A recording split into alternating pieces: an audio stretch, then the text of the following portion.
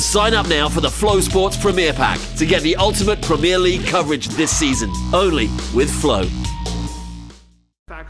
Prime Minister Allen Chastanet unveiled an ambitious tourism program promising multiple luxury resorts and hardline cost-cutting measures, including the closure of Radio Saint Lucia, combined with plans for privatization of other state agencies.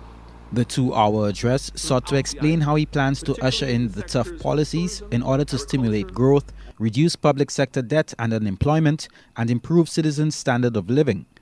News Force solicited a review from partner at BDO Eastern Caribbean, Frank Myers, who observed that the budget was very much as he expected. He says on examining the debt load and current unemployment rate in Saint Lucia, there must be a dramatic shift in the way business is done in order to lift the country out of its current predicament.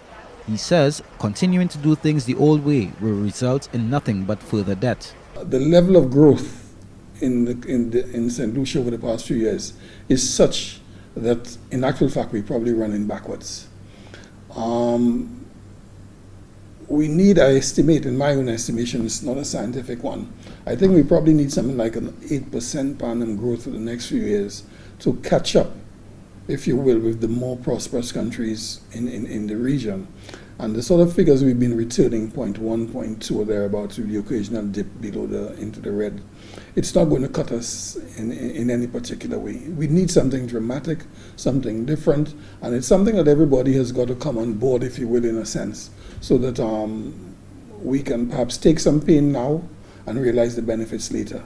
Myers says the challenge remains for any government confronted with a situation of high debt to traverse through limited options. Saint Lucia faces an issue of lack of grant funding, which requires the government to seek creative ways of generating the level of employment and investment to spur economic growth. He points to the controversial DSH Pearl of the Caribbean project as one of those exemplifying the no risk, no reward mantra. We may say that why are we risking so much?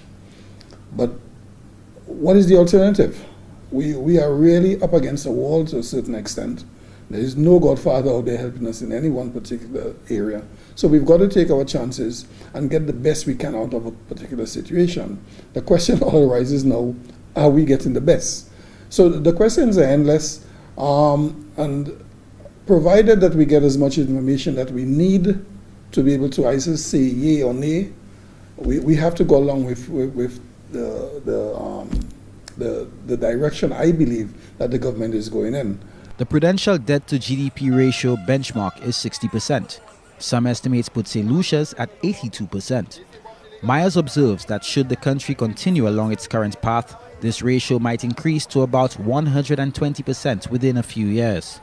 One of the main culprits, he says, is high consumption compounded with a low rate of production. The average Saint Lucian wants to work at 8 and go home at 4:30. In between, he's doing everything else except work.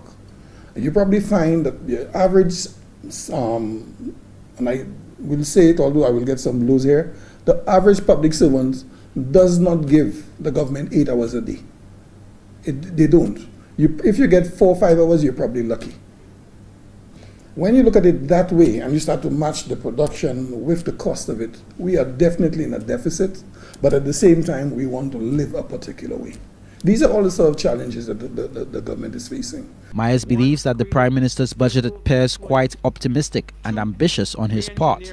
He, however, says the public can only hope that the current fiscal situation does not get to a point that it is not irreversible in the future. Miguel Favre, HTS News Force.